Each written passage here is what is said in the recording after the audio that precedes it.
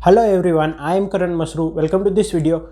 आज के वीडियो में हम डिस्कस करने वाले educational Codeforces round 136 division 2 का problem B, that is array recovery. So as always, let's start by understanding the question.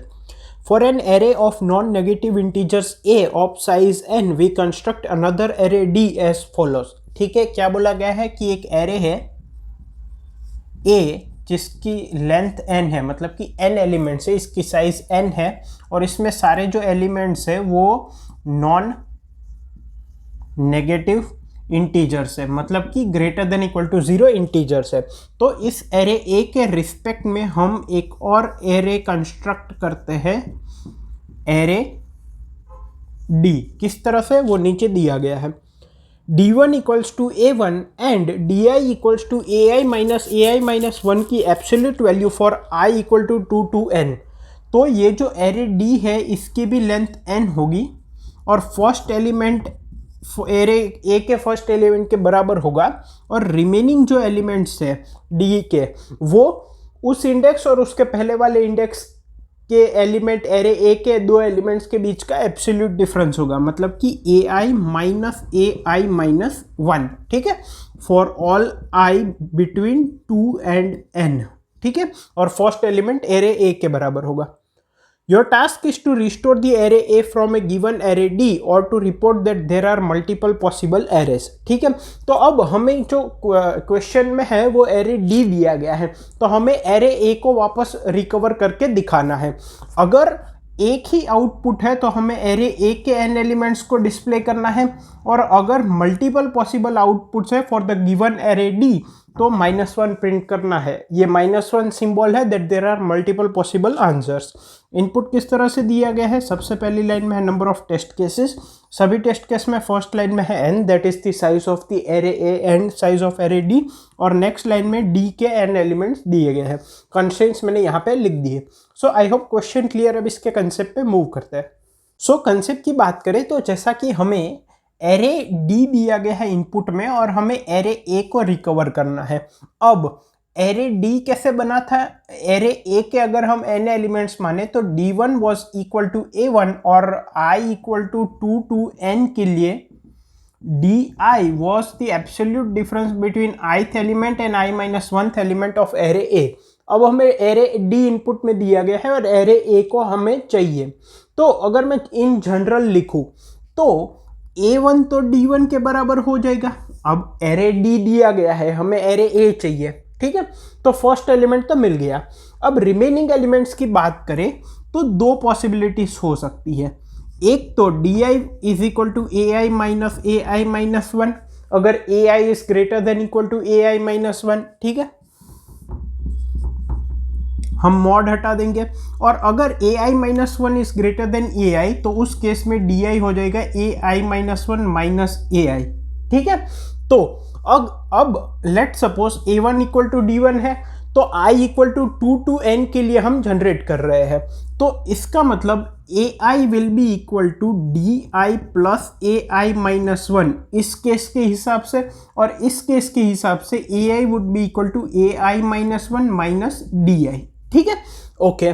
अब एक बात समझो, हमें क्या बोला गया है दैट सो बेसिकली जो हमारा एरे ith एलिमेंट है वो या तो i माइनस 1 में di ऐड करके मिलेगा या तो i माइनस 1 में से di सब्ट्रैक्ट करके मिलेगा।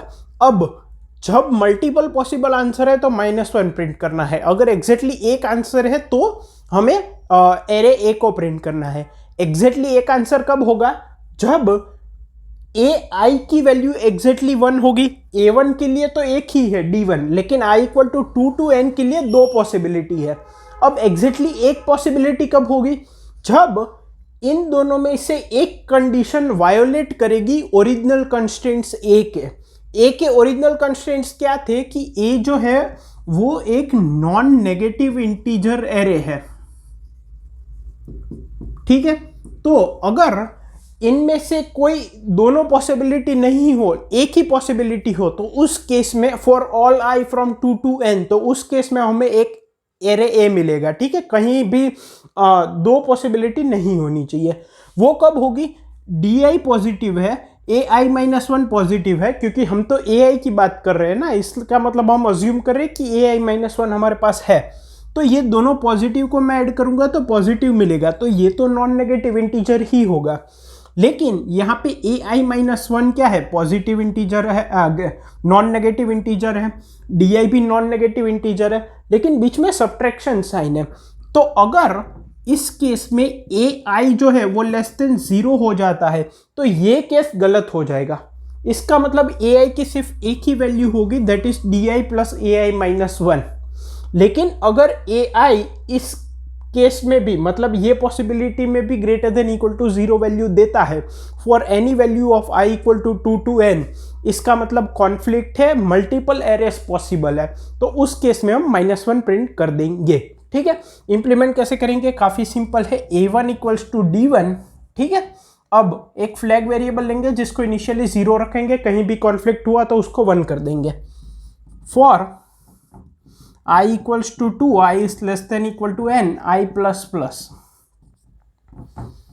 If D I equal to 0, अगर डिफरेंस 0 है तो simply A I equals to A I minus 1 हो जाएगा। एल्स अगर डिफरेंस 0 नहीं है और अगर ये भी कंडीशन ट्रू होती है, मतलब कि a i greater than equal to 0 value देता है इस केस में भी, तो हमारे पास ए आई की दो वैल्यू होगी, एक a I minus one plus d i, एक a I minus one minus d i, दो वैलिड वैल्यू होगी। तो उस केस में हम -1 प्रिंट करना है क्योंकि मल्टीपल पॉसिबल आंसर होंगे। So if A I minus one minus D of I is greater then और इक्वल टू 0, तो उस केस में हम फ्लैग वेरिएबल की वैल्यू 1 कर देंगे और ब्रेक कर देंगे क्योंकि यहाँ पे मल्टीपल पॉसिबल आंसर हो गए। अगर ऐसा नहीं होता, इसका मतलब ये लेस देन 0 है, तो ए आई की एक ही वैल्यू हो सकती है, that is a I minus one plus d I.